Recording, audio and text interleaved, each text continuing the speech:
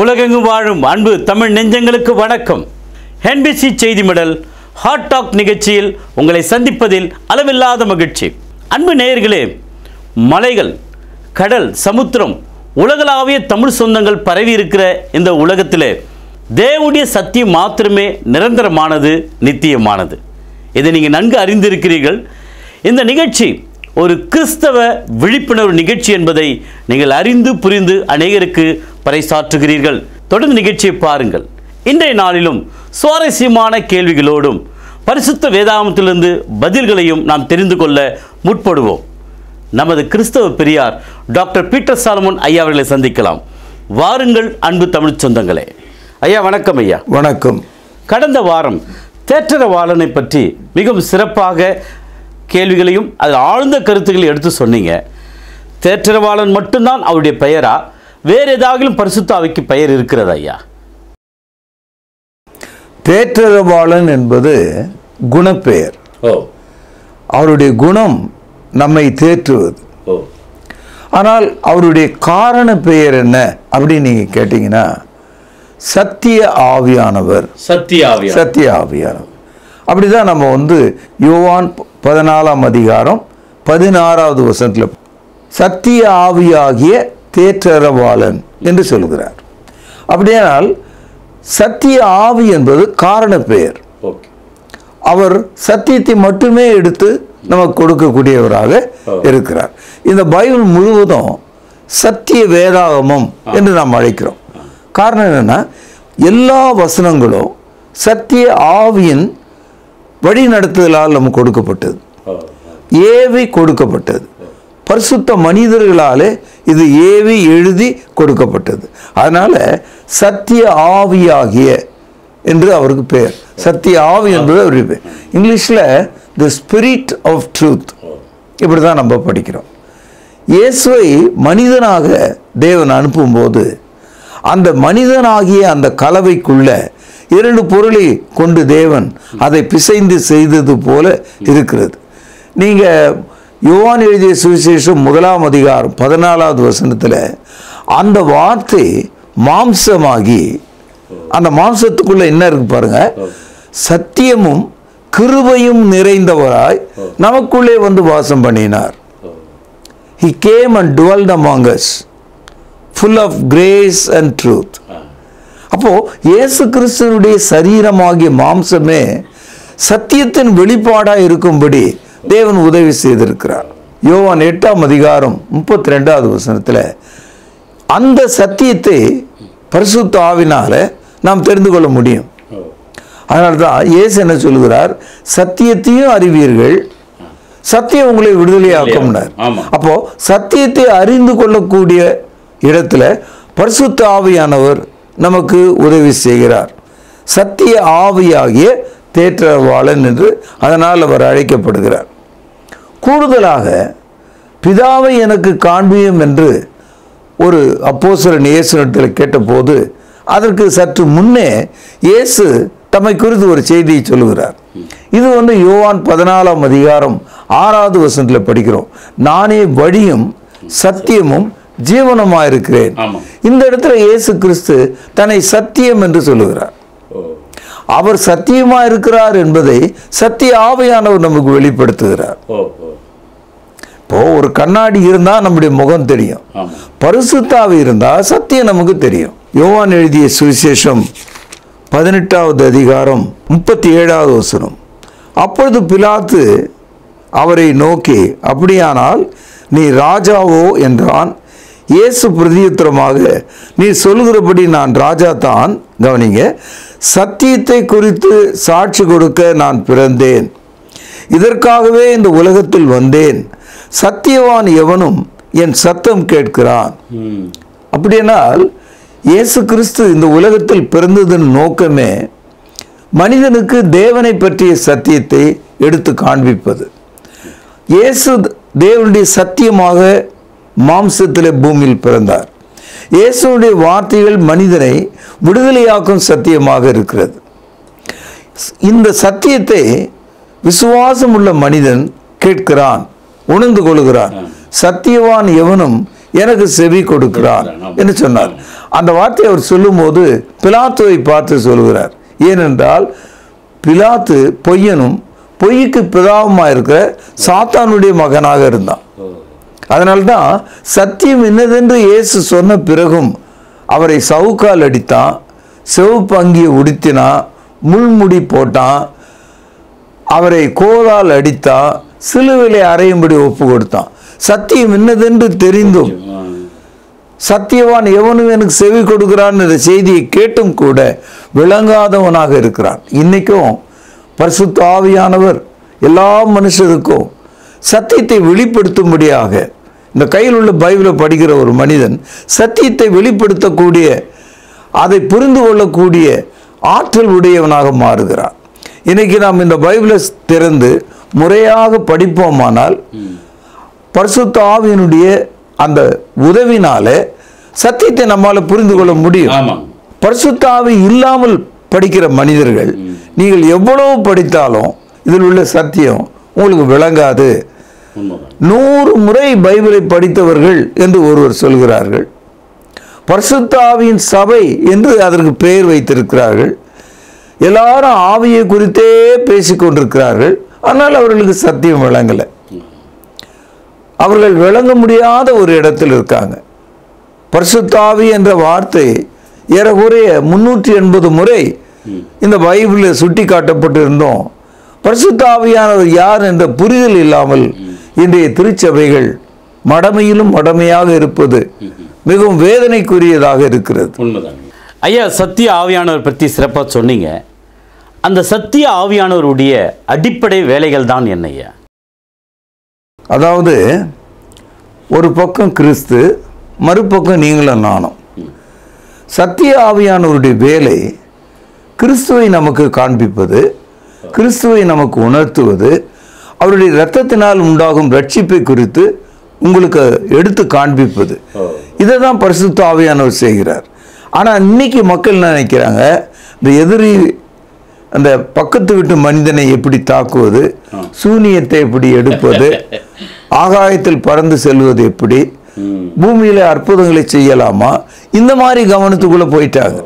Instead of understanding the Son of God, they wanted to perform earthly miracles. பூமிக்குரிய அற்புதங்களை செய்வதற்கு மக்கள் இதிலே கவனமா இருக்காங்க. பாருங்கள், யோவான் எழுதிய சுவிசேஷம் 16வது அதிகாரம் 13வது வசனம், பக்கம் 152. சத்திய ஆவியாகிய அவர் வரும்போது, கவனிங்க, சகல சத்தியத்திற்குள்ளும் உங்களை நடத்துவார். 1.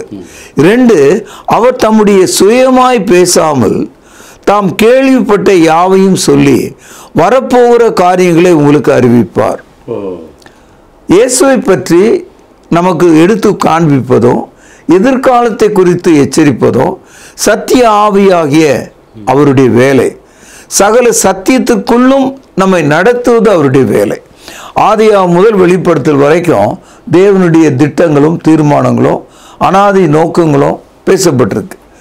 அதை நாம் புரிந்து கொள்வதற்கு, உதாரணமாக சபை என்றால் என்ன, ஏன் ரட்சிக்கப்படுகிறவர்களை சபைக்குள்ளே தேவன் வைக்கிறார், சபையானது ஏன் ஜீவனுள்ள கல்லாக தேவனுடைய ஆலயமாக இருக்கிறது, இந்த சபையை ஏன் பரிசுத்தப்படுத்தி கிறிஸ்துவனுடைய வருகைக்கு தேவன் ஆயத்தப்படுத்துகிறார், இந்த கருத்துக்கள்லாம் நம்ம புரிஞ்சுக்கணும்னா பரிசுத்த ஆவியானவருடைய ஒத்தாசை இல்லாம நம்மால புரிந்து கொள்ள முடியாது. முதலாவது, பரிசுத்த ஆவி நமக்குள்ள வரும்போதே, என்னை அவர் தொடும்போதே 3 விஷயங்களை நான் புரிந்து கொள்கிறேன்.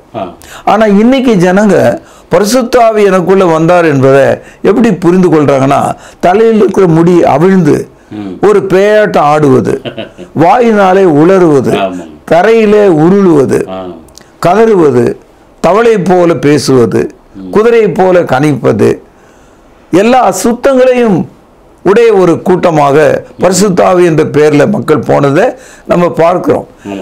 ஆனா the very first contact of the Holy Spirit in man's life, he will convict the sin.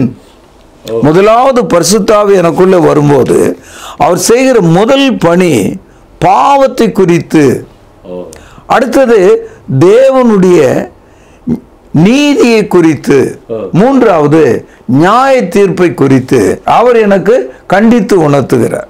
அதாவது sin, righteousness, judgment. இந்த மூன்றையும் தான் பரிசுத்த ஆவியானவருடைய முதற் பணியாக நமக்கு செய்கிறார். யோவான் எழுதிய சுவிசேஷம் 16வது அதிகாரம் 8வது வசனம், அவர் வந்து பாவத்தை குறித்தும் நீதியை குறித்தும் நியாய தீர்ப்பை குறித்தும் உலகத்தை கண்டித்து உணர்த்துவார். அப்போ ஒரு மனிதன் தன்னுடைய பாவத்தை உணராம எப்படி இந்த ஆள் பரிசுத்த ஆவியிலே பேசிக் கொண்டிருக்கிறார்? தன்னுடைய சொந்த பாவத்தை உணராமல், மன்னிப்பு தேடாமல், மன்னிக்க முடியாமல் எப்படி இப்படிப்பட்ட ஒரு சண்டைக்காரனோ ஒரு குடிகாரனோ இப்படிப்பட்ட ஒரு துரோகியமாக இருந்து கொண்டு பரிசுத்த ஆவியை குறித்து பரிசுத்த ஆவியில் இருப்பதாக நினைப்பது எவ்வளவு முட்டாள்தனமான ஒரு காரியம்.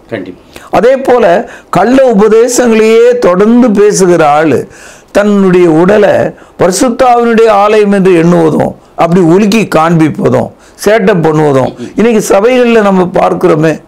இந்த 3 பணிகளை ஆவியானவர் முதல் என்னுடைய வாழ்க்கையில் செய்கிறார்.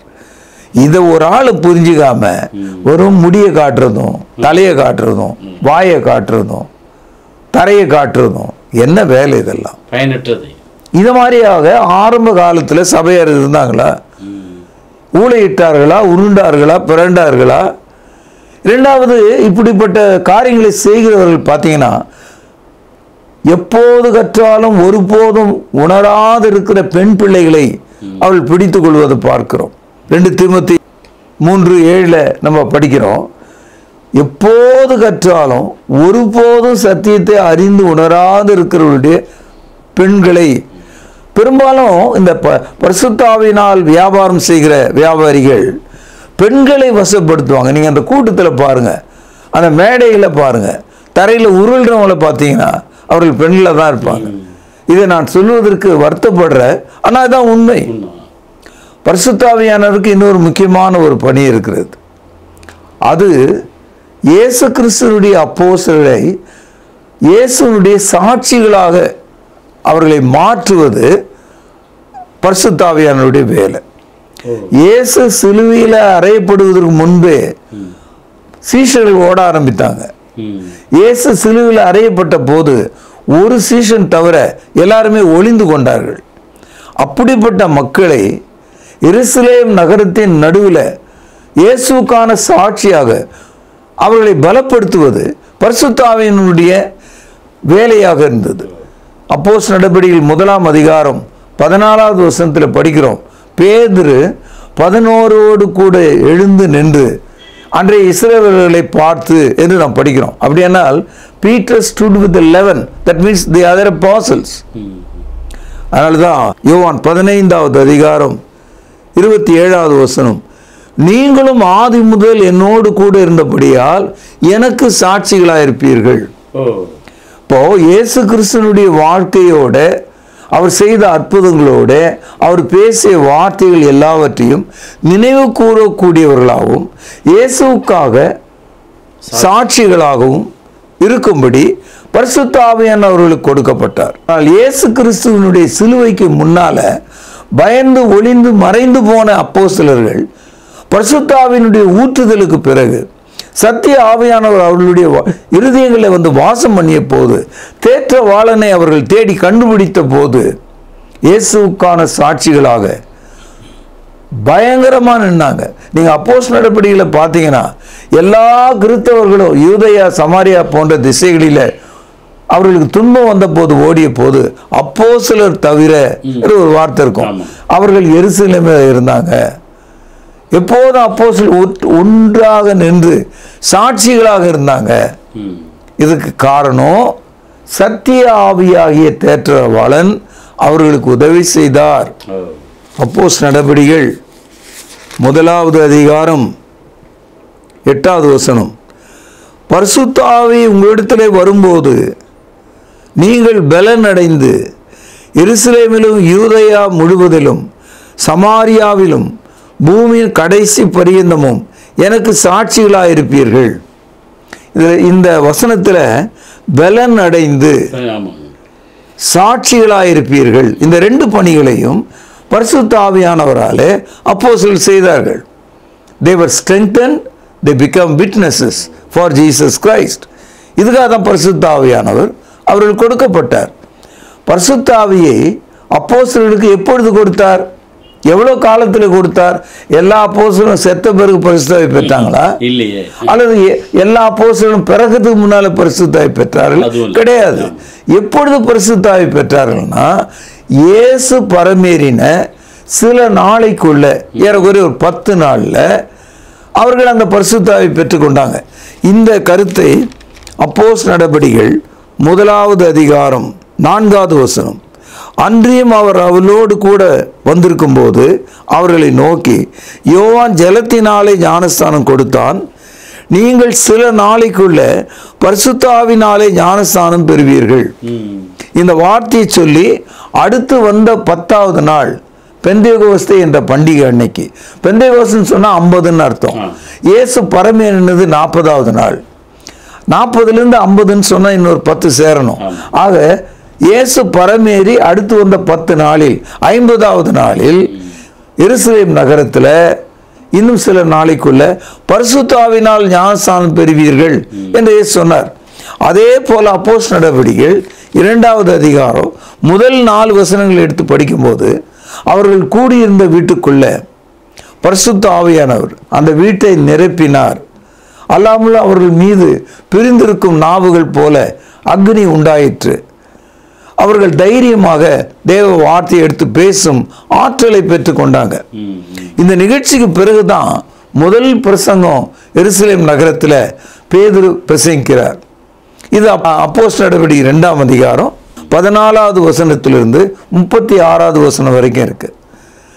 இந்த பிரசங்கத்தை கேட்ட போதுதான் இயேசுவை கொல்வதற்கு சம்மதித்த அந்த யூதர்களில் ஏறக்குறைய 3000 பேர் இந்த பரிசுத்த ஆவியின் ஒத்தாசையினால, because of the conviction of the Holy Spirit, 3000 men were baptized. 3000 பேர் ஞானஸ்நானம் பண்ணப்பட்டார்கள் என்ற ஒரு தகவலை நாம் படிக்கிறோம். இந்த 3000 பேரை தான் புதிய ஏற்பாடு ரட்சிக்கப்பட்டவர்கள் என்றும் தேவன் அவர்களை சபையிலே சேர்த்து கொண்டு வந்தார் என்பதாக அப்போஸ்தலர் நடபடிகள் 2ஆம் அதிகாரம் 47வது வசனத்தில் படிக்கிறோம். இப்படிதான் சபை துவங்கியது, இப்படிதான் பரிசுத்த ஆவியானவர் உதவி செய்தார், இப்படிதான் சத்தியம் எடுத்து சொல்லப்பட்டது. ஐயா, இந்த சத்திய ஆவியானவர் அப்போஸ்தலர் இடத்துல இருந்தாரு, இன்றைக்கு நம்மிடத்தில் எப்படியா இருக்காரு? பரிசுத்த ஆவியானவர் அப்போஸ்தலர் இடத்துல எப்படி இருந்தாரோ அது போலதான் நம்ம மத்தியிலும் இருக்கிறார். ஆனா ஒரே வேறுபாடு, அப்போஸ்தலர்கள் இயேசுவை நேரில் கண்ட சாட்சிகள். இன்னைக்கு யாருமே நம்ம நேரில் கண்ட சாட்சிகள் கிடையாது. இது இந்த சம்பவம் நடந்து 2000 வருஷம் ஆயிடுச்சு. அதனால apostles are the witnesses. அந்த தகுதி உங்களுக்கு எனக்கு இல்லை. அடுத்தது அப்போஸ்தலர்களுக்கும் உங்களுக்கும் இன்னொரு வித்தியாசம் இருக்கு. அது என்னன்னா, அவர்கள் இயேசு பேசின வார்த்தைகளை நினைவு கூறுவதற்கும் அதை எழுதுவதற்கும், இயேசு செய்த அற்புதங்களை நேரில் பார்ப்பதற்கோ அதை குறித்து எழுதுவதற்கோ வாய்ப்பு பெற்றவர்கள். அந்த வாய்ப்பு உங்களுக்கு எனக்கு இல்லை. யோவான் எழுதிய சுவிசேஷம் 14வது அதிகாரம் 26வது வசனம் ரொம்ப முக்கியமானது. என் நாமத்தினாலே பிதா அனுப்ப போகிற பரிசுத்த ஆவியாகிய தேற்றவாளனே, கவனிங்கள், எல்லாவற்றையும் உங்களுக்கு போதித்து, இந்த இடத்துல உங்களுக்கு போதித்து என்பது அப்போஸ்தலரை குறிக்கிறது. இயேசு நேரடியாக தமது அப்போஸ்தலர் இடத்துல இதை சொல்கிறார். நான் உங்களுக்கு சொன்னதை, இந்த இடத்துல நான் என்பது இயேசுவை குறிக்கிறது. நான் உங்களுக்கு சொன்னதை எல்லாவற்றையும் உங்களுக்கு நினைப்பூட்டுவார். He will make you remembrance. இந்த இடத்துல இந்த தகுதியை எந்த ஒரு கிறிஸ்தவனும் இன்றைக்கு பெற முடியாது. இது அப்போஸ்தலர்களுக்கு மட்டும் சொல்லப்பட்டது. ஆனால் இந்த தகுதியை போலவே அப்போஸ்தலர் நமக்கு சகல சத்தியத்தையும் எழுதி கொடுத்ததுனால, since the word of God being completed, revelation is completed after the book of Revelation, வெளிப்படுத்தல் என்ற புத்தகத்துக்கு பிறகு எதுவும் புத்தகம் இல்லை. அதனால தேவனுடைய ஆவியினால் ஏவி எழுதப்படுகிற வசனங்கள் எல்லாம் பதிவு செய்யப்பட்டதுனால, கிறிஸ்தவர்களாகிய நாம் அப்போஸ்தலர்கள் எழுதினவைகளை சரியாக புரிந்து கொள்வதற்கு அந்த பரிசுத்த ஆவியை நமக்கு உதவி செய்கிறார். அவர்களுக்கு நினைப்பூட்டி எழுதுவதற்கு உதவி செய்தார். நாம் அதை பகுத்து படித்து புரிந்து கொள்வதற்கு நமக்கு உதவி செய்கிறார். ஏன்னா இன்னைக்கு நம்ம எல்லார் கையிலும் தான் பைபிள் இருக்கு. வீட்டுக்கு 10 பைபிள் கூட இருக்கும். ஆனால் ஒரு ஆளும் சத்தியத்தை புரிஞ்சுக்கலையே. பரிசுத்தாவின் பேராலேயே பொய்யும் கள்ள தீர்க்க தரிசனத்தையும் கர்த்தர் சொல்லாத வார்த்தைகளையும் பண்டிகைகளையும் பழக்கங்களையும் விழாக்களையும் கொண்டாட்டங்களையும் விக்கிரக வழிபாடுகளையும் செய்கிற இந்த மக்கள் சத்தியத்தை புரிந்து கொள்ளவில்லையே. அப்போ சத்தியத்தை புரிந்து கொள்ளாத ஆள் பரிசுத்த ஆவி இல்லாத ஆள். அதை நம்ம விளங்கிக்கணும். அப்போஸ்தலர் நடபடிகள் 20வது அதிகாரம் பக்கம் 193 26 முதல் சில வசனங்களை வாசிக்கிறேன். தேவனுடைய ஆலோசனையில் ஒன்றையும் நான் மறைத்து வைக்காமல் எல்லாவற்றையும் உங்களுக்கு அறிவித்தபடியினால் எல்லாருடைய இரத்தப்பழிக்கும் நீங்கி நான் சுத்தமாயிருக்கிறேன் என்பதற்கு உங்களை இன்றைய தினம் சாட்சிகளாக வைக்கிறேன். ஆகையால் உங்களை குறித்தும் தேவன் தம்முடைய சுயரத்தத்தினால் சம்பாதித்து கொண்ட தமது சபையை மேய்ப்பதற்கு பரிசுத்த ஆவி உங்களை கண்காணிகளாக வைத்த மந்தை முழுவதையும் குறித்து எச்சரிக்கையாருங்கள். இந்த 3 வசனங்களில் சபையை நடத்தக்கூடிய மேய்ப்பர்கள், அதாவது மூப்பர்கள், எல்டர்ஸ்ன்னு சொல்றோம். நீங்கள் எச்சரிக்கையா இருங்க. அப்போஸ்தலர் என்ன சொல்றாங்க? இயேசு சொன்ன சில தகவல்களை நீங்க புரிஞ்சுக்க முடியாது, அது உங்களுக்கு தேவையில்லை அப்படின்னு நாங்கள் இருட்டடிப்பு செய்தோம், மறைத்து விட்டோம், ஒளித்து வைத்து விட்டோம், நீங்க தாங்க மாட்டீங்க, அந்த மாதிரி எதுவும் சொல்லலை. என்ன சொல்றாரு?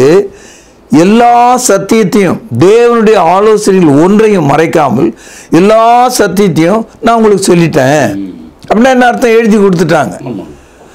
ஆகவே உங்கள் எல்லாருடைய இரத்தப்பழிக்கும் நாங்கள் நீங்களா இருக்கிறோம் சொல்றாங்க. இயேசுவின் இரத்தம் உங்களுக்கும் எனக்கும் பொதுவானதாக இருக்கிறது. அதை குறித்த சத்தியத்தை முழுக்க நாங்கள் உங்களுக்கு சொல்லிவிட்டோம். ஆகவே நியாய தீர்ப்பு நாளில் ஒரு ஆள் எழும்பி, ஐயா எங்களுக்கு இந்த சத்தியம் தெரியாம போச்சு அப்படி நீங்க சொல்ல முடியாது என்று சொல்கிறார். கூடுதலா பாருங்க, 2 தீமோத்தேயு 2வது அதிகாரம் 15வது வசனம்.